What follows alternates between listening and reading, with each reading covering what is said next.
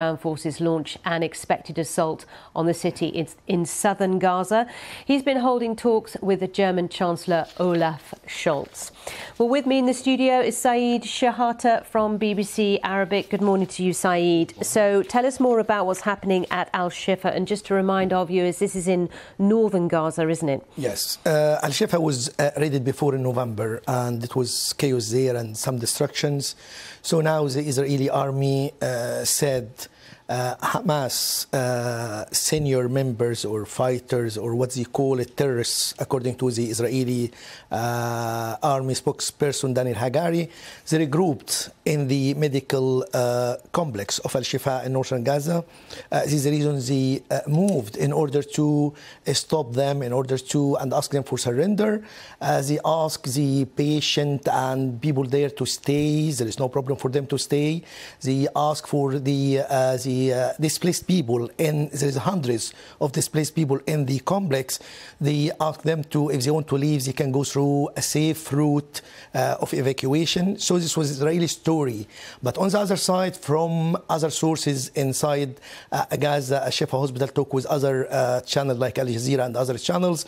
They said there is gunfires. They said like there is tanks surrounded the al-Shifaa complex, especially the main entrance. There is troops inside there. There is some killed and injured people.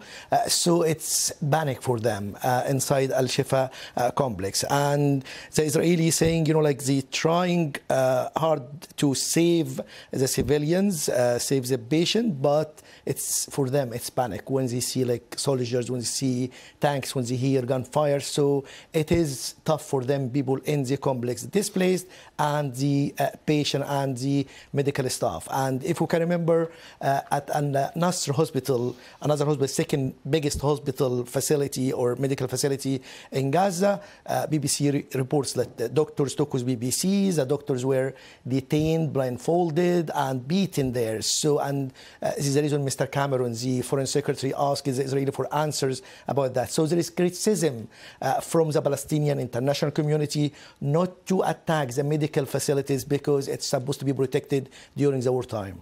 And just the significance of this that's been happening literally overnight. Talk us through that.